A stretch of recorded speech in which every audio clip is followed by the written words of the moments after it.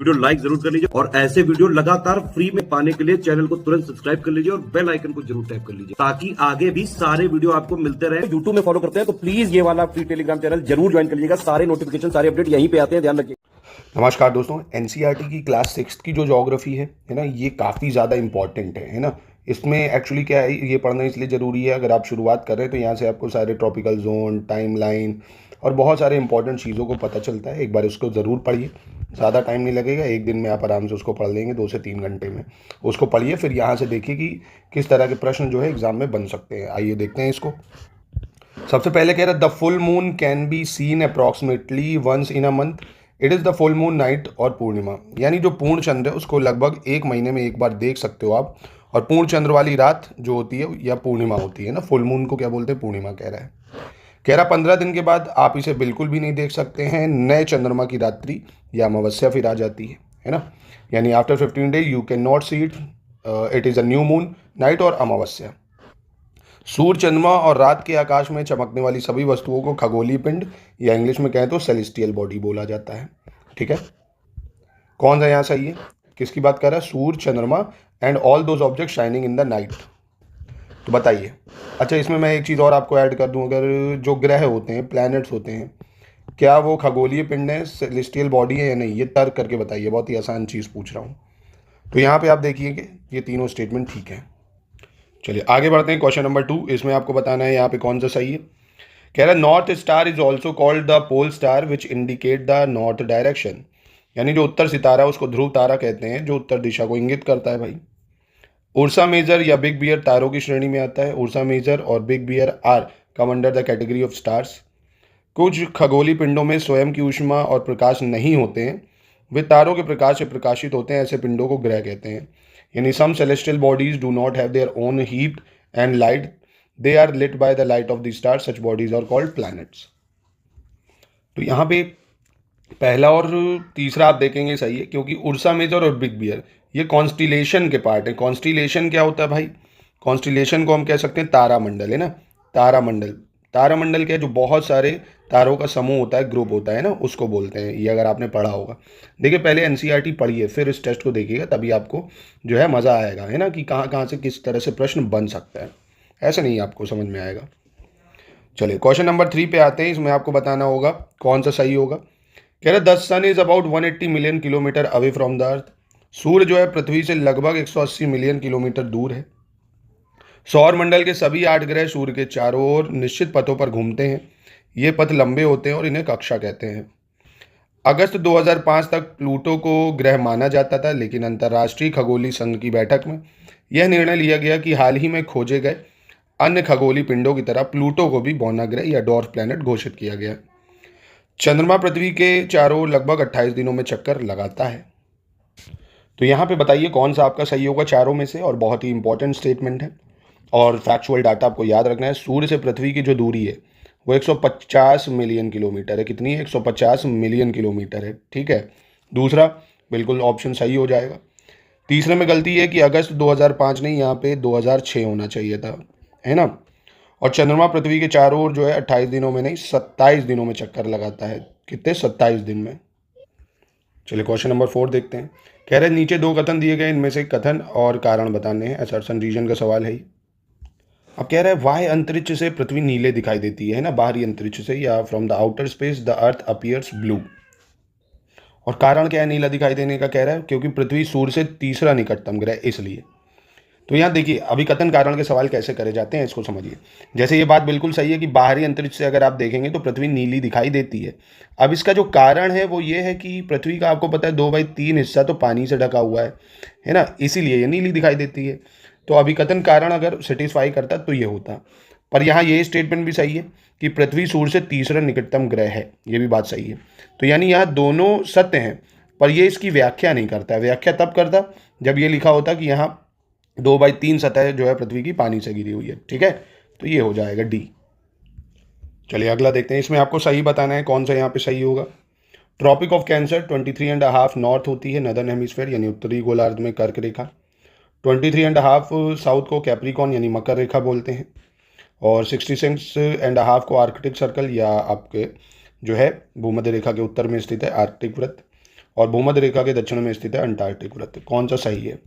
तो ये आपने डायग्राम में भी पढ़ा होगा भाई, ऐसे 0 डिग्री इक्वेटर, फिर ये आपका नॉर्थ में है अगर, तो ये आपका क्या हो गया, कैंसर, इधर कैप्रिकॉन, फिर अंटार्कटिक सर्कल, आर्कटिक सर्कल, है ना। तो ये चारों सही हो जाएंगे। क्वेश्चन नंबर 6 में गलत बताना है। कह रहे कर्क रेखा और मकर रेखा के बीच सभी अक्षांशों पर वर्ष में कम से कम एक बार दोपहर का सूर्य जो है ठीक सिर से ऊपर होता है, इसलिए इस क्षेत्र में अधिकतम गर्मी पड़ती है और इसे उष्ण कटिबंध कहा जाता है। उष्ण कटिबंध यानी टॉरिड जोन कहा जाता है। ठीक। टेम्परेट जोन क्या होता है भाई? उत्तरी गोलार्ध में कर्क रेखा और उत्तर ध्रुव वृत्त घिरे क्षेत्रों और दक्षिणी गोलार्ध में मकर रेखा और दक्षिण ध्रुव वृत्त से घिरे क्षेत्रों में मध्यम तापमान होता है, इसलिए इन्हें शीतोष्ण कटिबंध कहते हैं। इंग्लिश में कहें तो temperate zone. Area bounded by tropic of Cancer and the Arctic circle in northern hemisphere and tropic of Capricorn and Antarctic circle in the southern hemisphere, इसको टेम्परेट जोन। और उत्तरी गोलार्ध में उत्तर ध्रुव वृत्त और उत्तरी ध्रुव तथा दक्षिणी गोलार्ध में दक्षिणी ध्रुव वृत्त और दक्षिणी ध्रुव के बीच स्थित बहुत ठंडे जो क्षेत्र है वो होते हैं। ऐसा इसलिए क्योंकि यहाँ सूर्य जो है क्षितिज से अधिक ऊपर नहीं उठता है, इसलिए इसकी किरणें हमेशा तिरछी होती हैं और कम गर्मी प्रदान करती हैं, इसलिए इन्हें शीत कटिबंध या फ्रिजिड जोन बोला जाता है। तो 3 जोन होते हैं, टॉरिड जोन, टेम्परेट जोन और फ्रिजिड जोन। कौन सा सही है, मतलब गलत है इनमें से? तो आप देखेंगे कोई गलत नहीं है, तीनों सही हो जाएंगे भाई। जो देखिए यहाँ पे पड़ रहा है इक्वेटर से इधर, ये पूरा टॉरिड जोन है ना, जो इधर ठंडा है ये टेम्परेट जोन है, सबसे ऊपर ये फ्रिजिड जोन है जो गर्म रहता है ना, ये पढ़ा होगा आपने। ये हमारे एनसीईआरटी का फाउंडेशन बैच है। यहाँ पे हम आपको क्या करते हैं, यूपीपीएससी यूपीएससी के लिए जो है एनसीईआरटी के कॉन्सेप्ट्स और डिटेल एक्सप्लेनेशन के साथ chapter wise exam oriented summary है ना, इररिलेवेंट चीज़ें नहीं, जो एग्जाम के लिए सिर्फ जरूरी है, एग्जाम में प्री और मेंस में सवाल बनते हैं, वो टेस्ट सीरीज भी आपको प्रोवाइड करते हैं क्वेश्चन आंसर फॉर्मेट में। तो आप पूरा ये कोर्स हमारा लेके इस नंबर पे लेके पूरी एनसीईआरटीज़ को प्रिपेयर कर सकते हैं बहुत ही कम समय में। और 2026 की पूरी प्रिपरेशन करना चाहते हैं यूपीपीसीएस की, तो रिकॉर्डेड क्लासेस, सिलेक्शन मटेरियल और डेली आपकी practice, exam oriented test series, सब कुछ आपको प्रोवाइड कराएंगे जो एग्ज़ाम के लिए ज़रूरी होता है। सीसैट और प्री की पूरी तैयारी, मेंस की भी पूरी तैयारी आप कर सकते हैं। इसमें पूरे नोट्स हम प्रोवाइड करते हैं, कोई बुक आपको नहीं लेनी है। GS 1 से 6 तक की पूरी तैयारी इसकी भी कर सकते हैं आप। चलिए क्वेश्चन नंबर 7 में देखते हैं, सही की पहचान करनी है। यहाँ पे कह रहा है वह मध्यमा रेखा जो ग्रीनविच से होकर गुजरती है, जहाँ ब्रिटिश रॉयल वेधशाला स्थित है, उसे प्रधान मध्यमा रेखा कहा जाता है। The meridian which passes through Greenwich where the British और royal observatory is located called the prime meridian. Assam में धुबरी 26 डिग्री उत्तर अक्षांश और 90 डिग्री पूर्वी देशांतर पर स्थित है। गुजरात के द्वारका और असम के जो डिब्रूगढ़ है उसके स्थानीय समय में लगभग 1 घंटे 45 मिनट का अंतर है।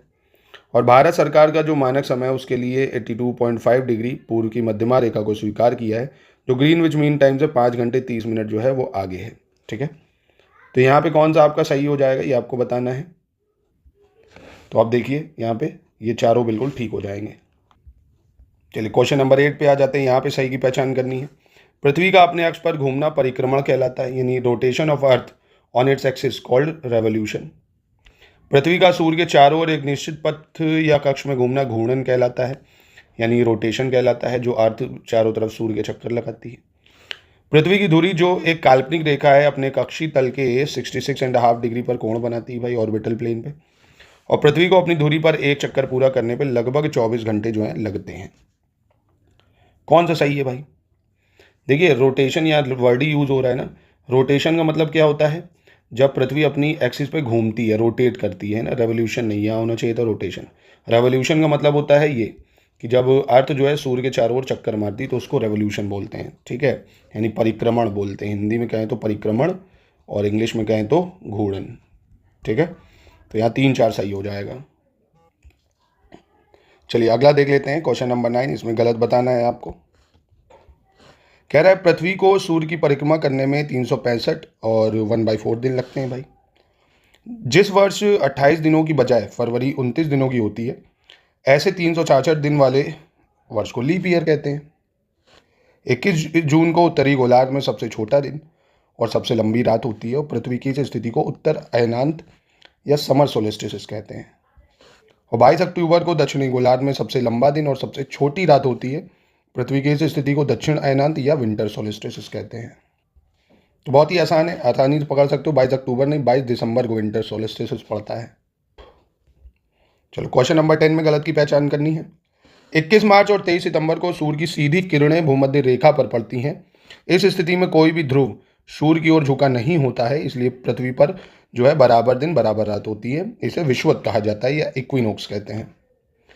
23 सितंबर को उत्तरी गोलार्ध में शरद ऋतु और दक्षिणी गोलार्ध में वसंत ऋतु होती है। 21 मार्च को स्थिति इसके विपरीत होती है, जब उत्तरी गोलार्ध में वसंत और दक्षिणी गोलार्ध में शरद ऋतु होती है। तो यहाँ पे कौन सा गलत है भाई? तो यहाँ पे आप देखेंगे कोई गलत नहीं है, और ये डेट जरूर याद रखना, 21 मार्च 23 सितंबर, ये इक्विनोक्स की डेट है, काफ़ी इंपॉर्टेंट है ना। 21 मार्च को जो है स्प्रिंग सीजन होता है नॉर्थ में, और 23 सितंबर को जो है ऑटोमन सीजन होता है आपका नॉर्थ में। चलिए क्वेश्चन नंबर 11 में सही की पहचान करनी है। यहाँ पे कौन सा सही होगा? कह रहा है map showing natural feature of the earth such as mountain, plateau, plain, river, ocean are called physical और रिलीफ मैप।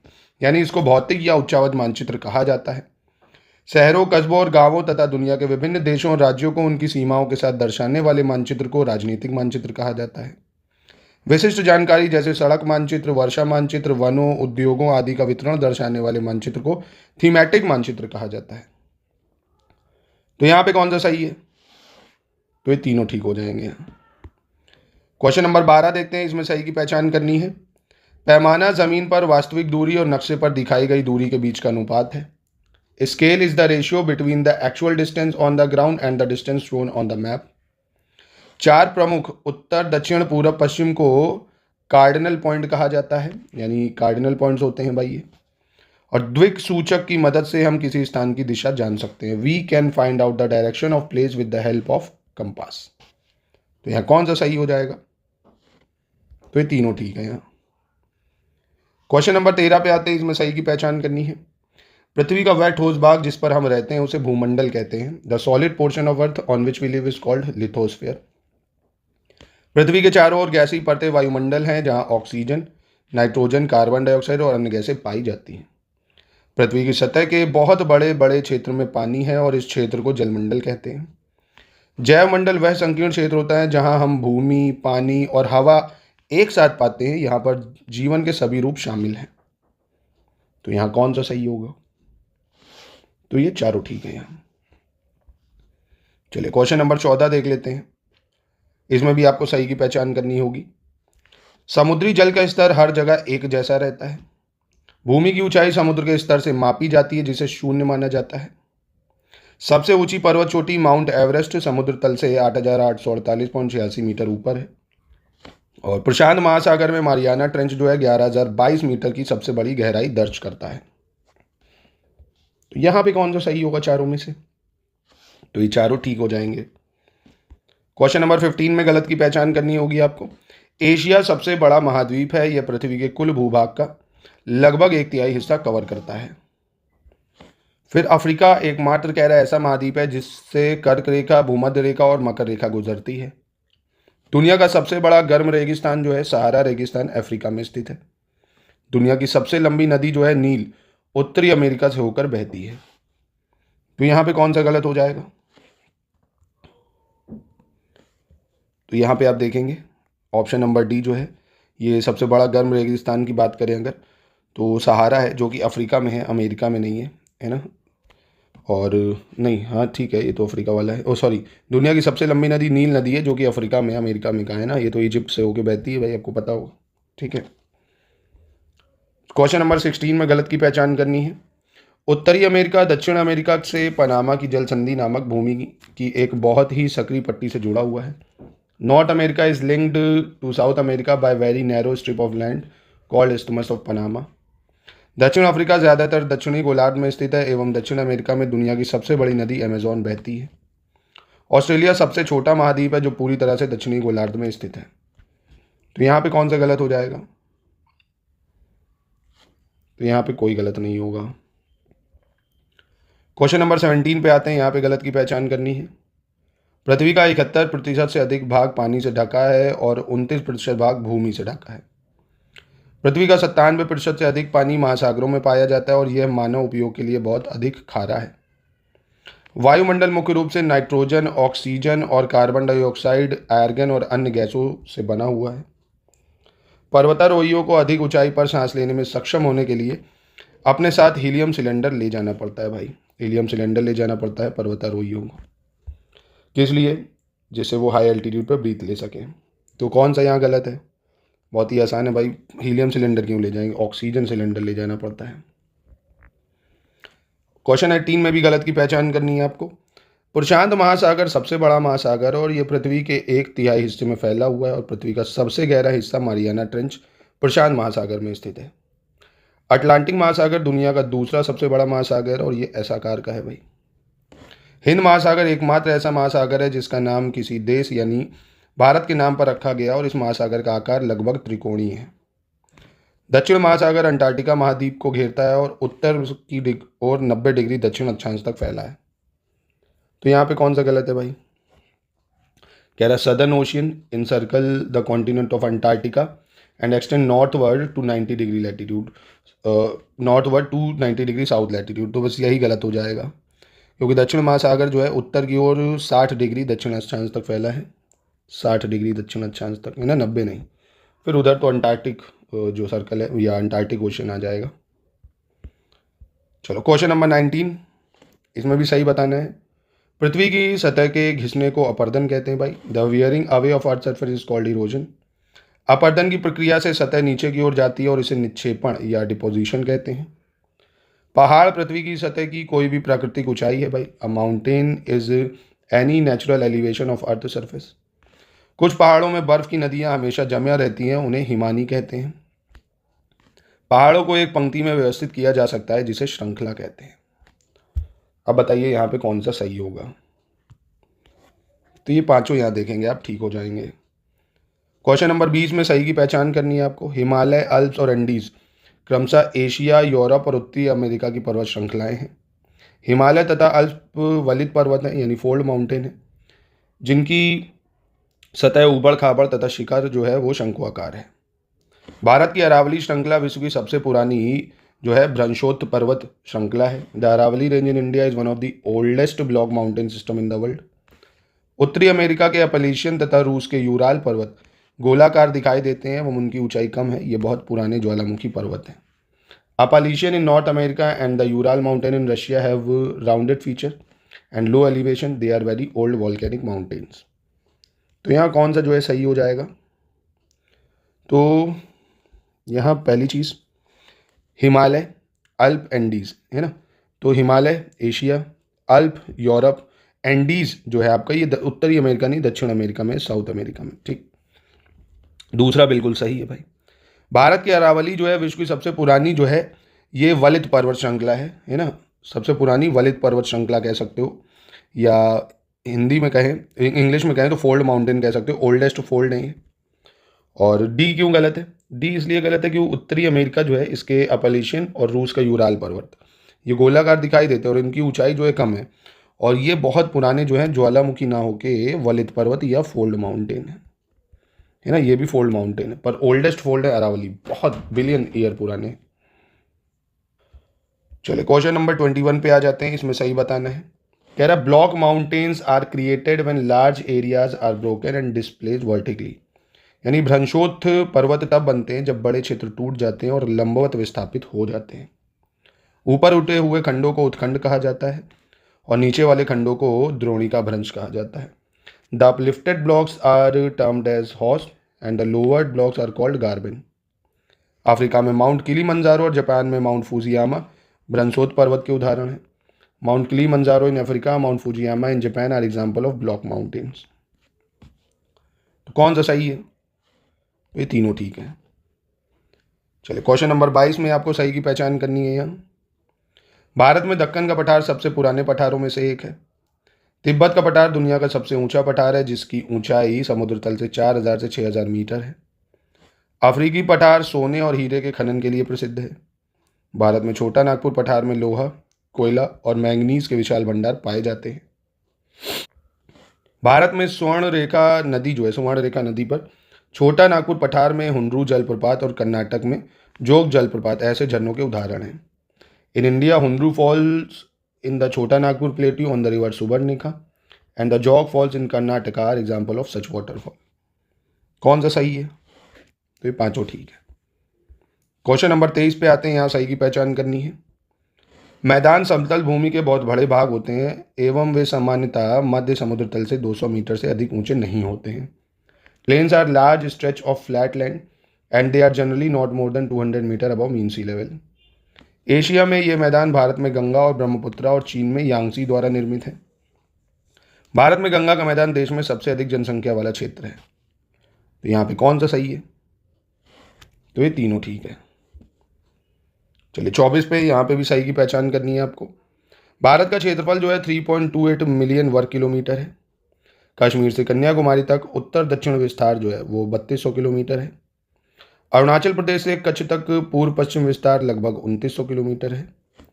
और वर्ष 2011 में भारत की जनसंख्या 120 करोड़ से अधिक थी। तो कौन सा सही है?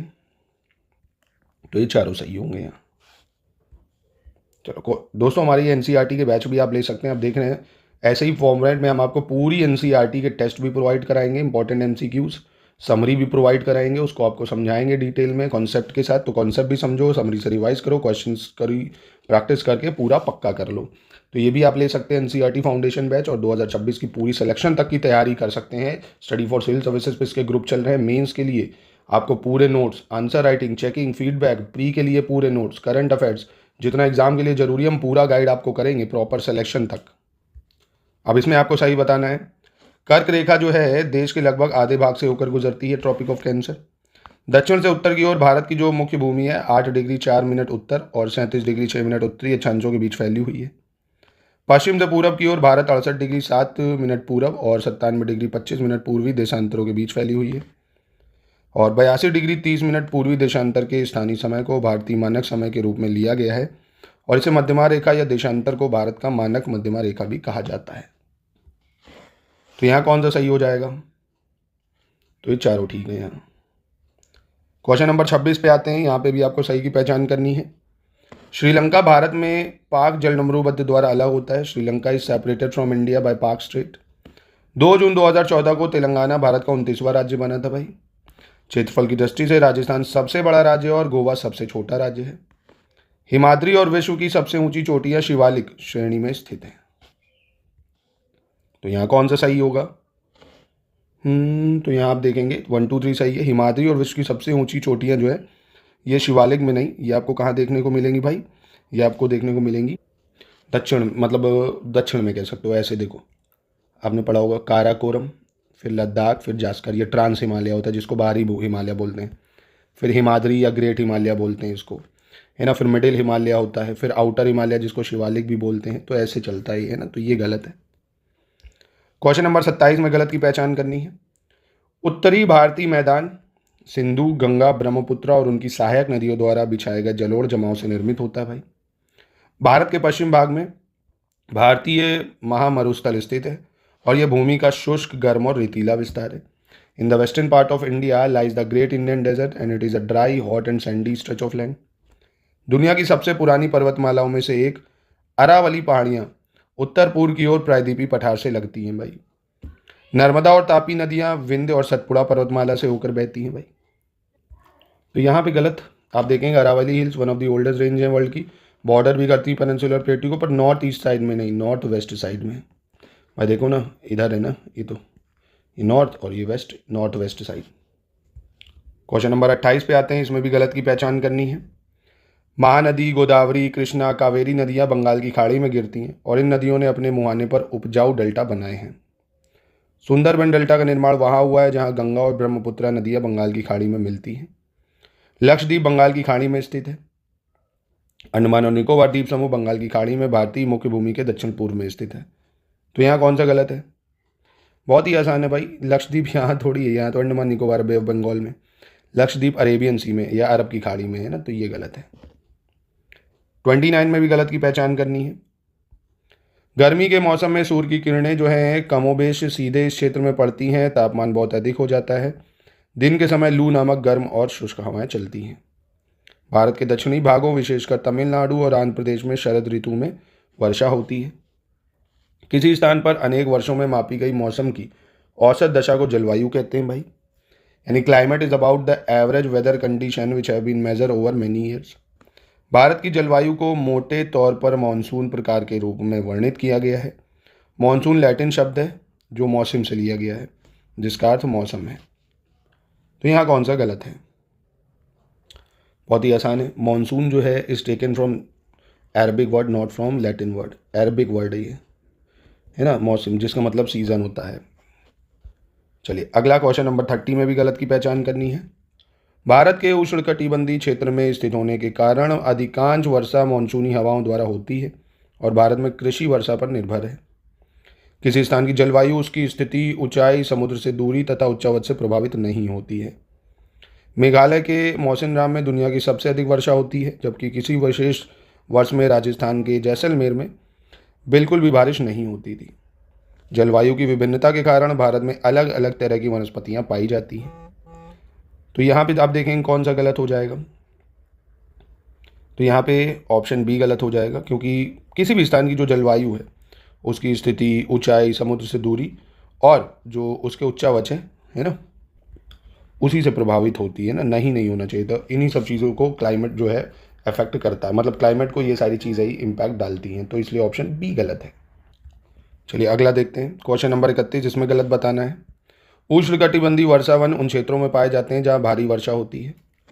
इन वनों में पेड़ों की कई प्रजातियां पाई जाती हैं जो साल के अलग अलग समय पर अपने पत्ते गिराती हैं, इसलिए ये हमेशा हरी दिखाई देती है और इन्हें सदाबहार वन कहा जाता है। इन वनों में पाए जाने वाले महत्वपूर्ण पेड़ महोगनी, आबनूस और रोजवुड है। अंडमान और निकोबार द्वीप समूह, उत्तर पूर्वी राज्यों के कुछ हिस्से और पश्चिमी घाट की पश्चिमी ढलान की एक संकरी पट्टी इन वनों का घर है। Andaman Nicobar island, part of north eastern state and the narrow tip of western slope of the western Ghats are home of these forest. तो यहाँ गलत है, कोई नहीं। चलिए क्वेश्चन नंबर 32 पे आ जाते हैं। यहाँ पे आपको बताना है कौन सा सही है उष्णकटिबंधीय पर्णपाती वन के संबंध में, ट्रॉपिकल डेसिडुअस फॉरेस्ट के संबंध में। These forest are also called monsoon forest and they are less dense. इन वनों को मानसून वन भी कहा जाता है और ये कम घने होते हैं। इन वनों के महत्वपूर्ण वृक्ष कैक्टस, खैर, बबूल और कीकर हैं। वे मध्य प्रदेश, उत्तर प्रदेश, बिहार, झारखंड, छत्तीसगढ़, उड़ीसा और महाराष्ट्र के कुछ हिस्सों में पाए जाते हैं। कौन सा सही होगा यहाँ? तो सिर्फ 1 और 3 सही है यहाँ पे, दूसरा गलत हो जाएगा। क्यों दूसरा गलत है? क्योंकि ये जो वन है इसमें जो आते हैं आपके साल है, पीपल है, नीम है, ये आते हैं, ये गलत है। चलो क्वेश्चन नंबर 33 पे आ जाते हैं अब हम लोग।